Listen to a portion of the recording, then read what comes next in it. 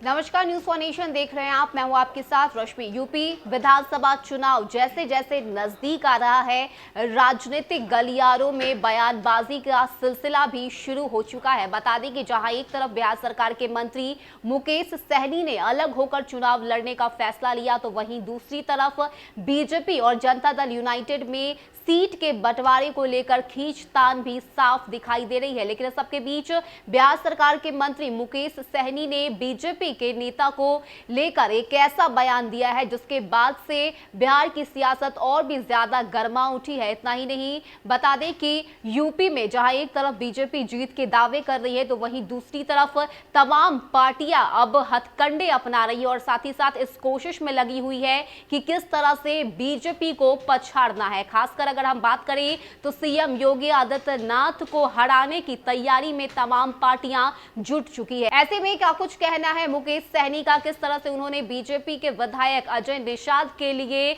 अपना ये बयान दिया है, इस खबर से जुड़ी आपको सारी जानकारी देते हैं। बता दें कि अलग चुनाव लड़ने का ऐलान कर चुकी बिहार सरकार के मंत्री और वीआईपी के अध्यक्ष मुकेश सहनी यूपी में भाजपा सरकार को टक्कर देने की तैयारी में जुट चुके हैं। अब एक नया बयान देकर वो एक बार फिर से चर्चा में आ गए हैं। बता दें कि मुजफ्फरपुर के सांसद अजय निषाद को लेकर सहनी ने ऐसे शब्द बोल दिए हैं जिससे सियासी घमासान मचा हुआ है। सांसद अजय निषाद ने कहा है कि मुकेश सहनी बीजेपी की अनुकंपा हैं। वे पहले ऐसे व्यक्ति हैं जो हार कर नेता बना है। योगी आदित्यनाथ से टक्कर की बात तो दूर, उनका टिकना भी मुश्किल है। इसको लेकर मुकेश सहनी ने कहा है कि भाजपा जितनी गालियां दिलवाए, मार खिलवाए, लेकिन हम निषाद लोग संघर्ष करने वाले हैं। संघर्ष करके ही यहां तक पहुंचे हैं। आने वाले समय में निषाद समाज को आरक्षण दिलाने का जो हमारा लक्ष्य है उसे हासिल करके ही दम लेंगे। सहनी यही नहीं रुके, उन्होंने कहा है कि हम ये साफ कर देंगे कि उन्होंने जिस भाषा का इस्तेमाल किया वो गलत है। भाजपा के कहने पर वो भौंक रहे हैं। हालांकि इससे कोई फर्क नहीं पड़ता, लेकिन तकलीफ यही है कि हमारे समाज का बेटा ही हमारे बारे में ऐसा बोल रहा है। बता दें कि सन ऑफ मलाह के ने कहा है कि बिहार में 4 दलों के सहयोग से सरकार बनी है, इसलिए जितनी अहमियत 74 विधायक वाले की है उतनी ही 4 विधायक वाले की है। हमारे सहयोग से यह सरकार बनी है, तो फिर अनुकंपा की बात कहां से आई? जो राजनीति उन्हें विरासत में मिली है उसी वो नहीं संभाल पा रहे हैं। बौछा सीट की उन्होंने वीआईपी की सीट बताई। कहा है कि किसी को गठबंधन तोड़ना है तो खुद तोड़ ले, उस सीट पर वीआईपी ही चुनाव लड़ेगी।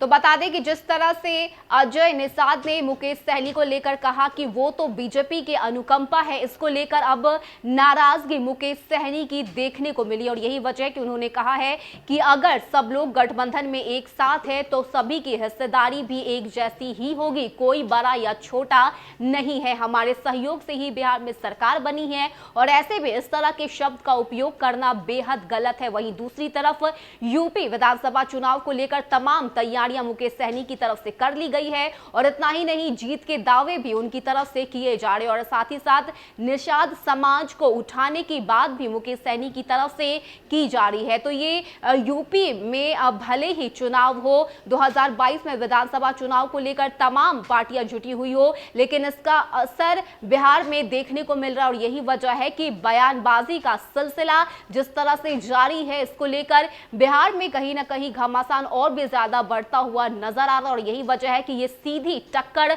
बयानों को लेकर जो जुबानी जंग है वो इस वक्त बीजेपी और मुकेश सहनी के बीच देखने को मिल रही है। फिलहाल इतना ही। ज्यादा अपडेट के लिए आप बने रहिए न्यूज फॉर नेशन के साथ। नमस्कार।